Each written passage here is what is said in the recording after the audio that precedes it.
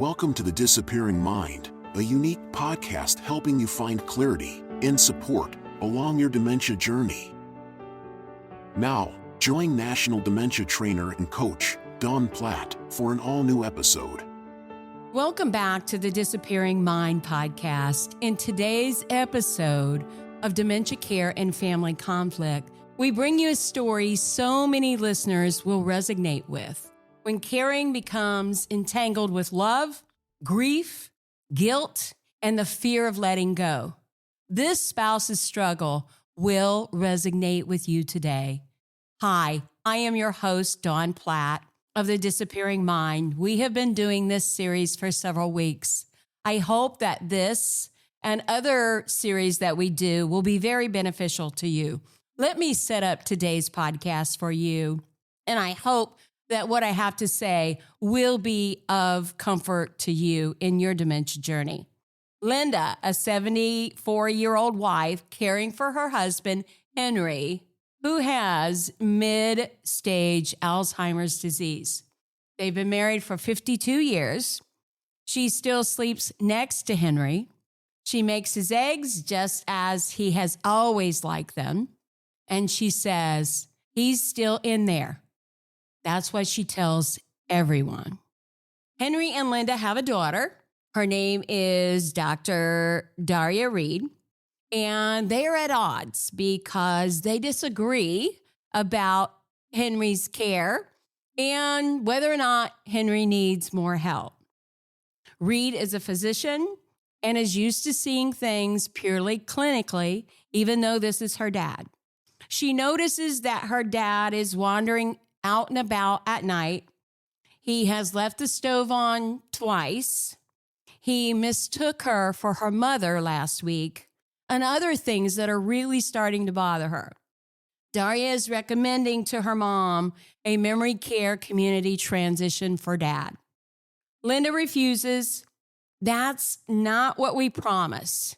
In sickness and health is what Linda believes, and she fully believes it. One evening, Henry becomes very disoriented. He doesn't recognize Linda, and he is accusing Linda of being an imposter. He locks himself in the bathroom, and Linda is beside herself. She doesn't know what to do. Linda calls her daughter, Daria, at 2 a.m., and she whispers, "I can't do this." Sound familiar? Have any of you ever said that? This is the moment.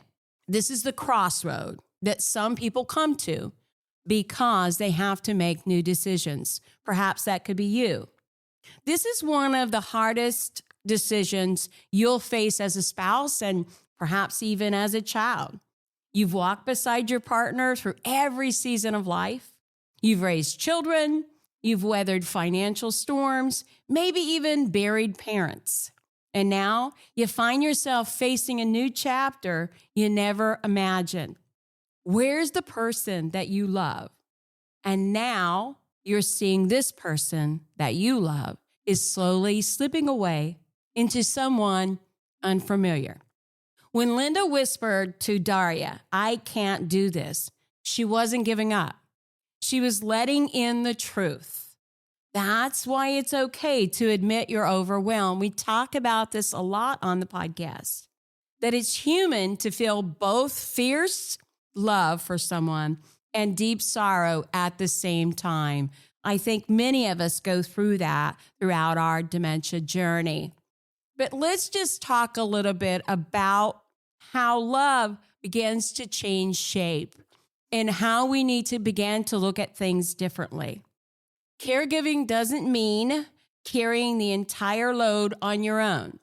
It means showing up, sometimes in different ways than before, sometimes with help, sometimes by creating a care team that allows you to be less of a nurse and caregiver and more of a wife again.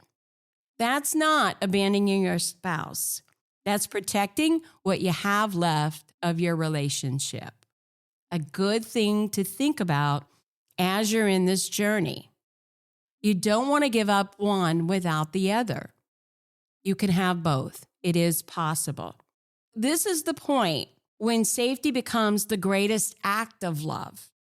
Many spouses feel guilty about considering memory care. I've heard many of my dementia coaching clients express this feeling. It's like they're breaking a vow or giving up too soon. But here's the truth. Memory care isn't giving up. It's gearing up. Maybe I need to repeat that. Placing someone in a memory care community is not giving up. It's gearing up. It's providing you more tools, more eyes, more trained hearts to help keep your loved ones safe. You can still visit, still sit together in the garden, still hold hands. You can even share moments of connection that are no longer buried under the exhaustion of burnout and doing it alone. This is reality, folks. These are things that we need to realize. There comes a point when love means that we're planning ahead and we're taking steps for better care for our loved one. Ask yourself these questions. If you're facing this kind of decision right now or in the near future, you need to take a moment and reflect. I hope you have the opportunity to write some of these down, because if you're not there yet, perhaps you might be in the near future or in the next few years on the dementia caregiving journey. Here is some questions I want you to reflect on. Am I still able to keep them safe 24/7? That's a big job. That takes more than one person. And for some people that get extremely confused, this can be a daunting task. Question number 2. Am I exhausted or resentful most days?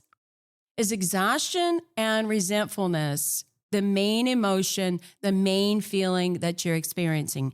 If it is, perhaps you need to take some next steps in the caregiving journey.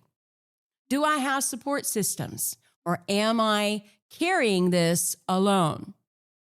Am I able to see the person I love, or am I only seeing the task that I have to do for them? These questions are really important.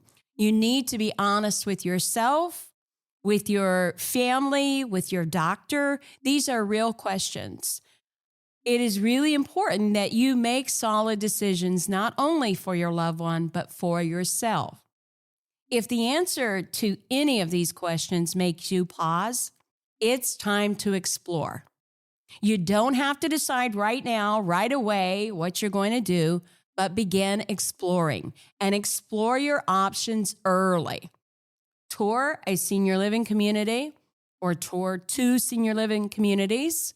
Talk to a care advisor or the sales counselor there at the community. Speak to your doctor, your home health nurse about these situations. Shadow another spouse who's been through this. Perhaps reach out for a spouse support group that you can hear their story and compare stories in the process of making your decisions. So here are some practical next steps that you can take if you're in this situation. Again, knowing this information up front is not going to make you make these decisions. But if you're forced to make this decision, it's going to be a huge advantage if you already know the answers or you've already been there. Take a tour. Look at least 2 senior living communities for your loved one. Go with someone you trust. Observe. Ask questions about daily life, not just about amenities, but about what goes on there. Check out the food. Ask about caregivers. All of these things are going to be important, things you're going to want to know in the future. You could start with a respite stay. Trying a short-term stay at first could be advantageous, so you know how things are going to go and what it is like. This gives both you and the person some breathing room without making a permanent decision. Join a spouse support group, specifically a spouse support group if you're a spouse. Hearing for others who have walked the same path can be life-changing.